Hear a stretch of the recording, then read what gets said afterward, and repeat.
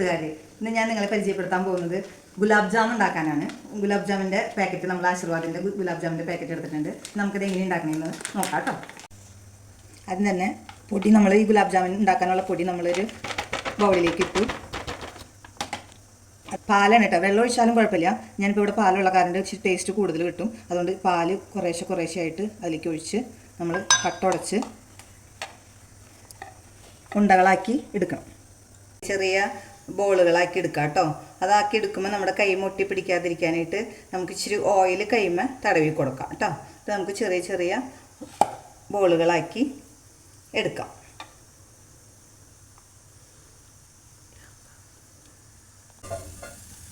ഇനി നമുക്ക് അതിലേക്ക് ആവശ്യമായിട്ടുള്ള പഞ്ചസാര ലായനി തയ്യാറാക്കാം കേട്ടോ.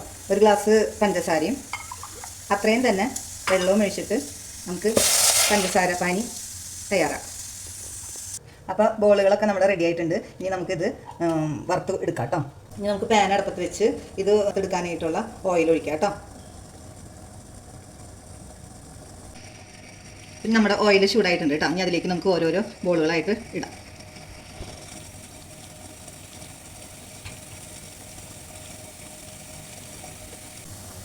നല്ല ഗോൾഡൻ ബ്രൗൺ കളറായിട്ടുണ്ട്. ഇനി നമുക്കിത് ഓരോന്നോരോന്നായിട്ട് കോരിയെടുക്കാം കേട്ടോ. ചൂടുള്ള ഈ പഞ്ചസാര പാനിയിലേക്ക് നമുക്ക് ഒരു ഫ്ലേവറിന് വേണ്ടിയിട്ട് കുറച്ച് ഏലക്കായും പഞ്ചസാരയും കൂടി പൊടിച്ചത് ചേർക്കാം കേട്ടോ. എന്നിട്ട് നന്നായിട്ട് ഇളക്കി അതിലേക്ക് അങ്ങോട്ട് യോജിപ്പിച്ചെടുക്കാം കേട്ടോ. അതിനുശേഷം നമ്മൾ വറുത്ത് വെച്ച ഓരോ ബോളുകൾ ഓരോന്നായിട്ട് അതിലേക്ക് ഇടാം കേട്ടോ. ഗുലാബ് ജാമുൻ ഇതിനകത്ത് കിടന്ന്, ഈ സിറപ്പിൽ കിടന്ന് നല്ലോണം കുതിർന്ന് അതിൻ്റെ മധുരമൊക്കെ ബോളുകൾ വലിച്ചെടുത്ത് വരുമ്പോൾ നമുക്കത് നല്ല സ്വാദിഷ്ടമായ ഗുലാബ് ജാമുൻ റെഡി ആയിട്ടുണ്ട് കേട്ടോ. ഒരു അരമണിക്കൂറൊക്കെ കഴിയുമ്പോൾ നമ്മൾക്കിതെടുത്ത് സെർവ് ചെയ്യാം കേട്ടോ.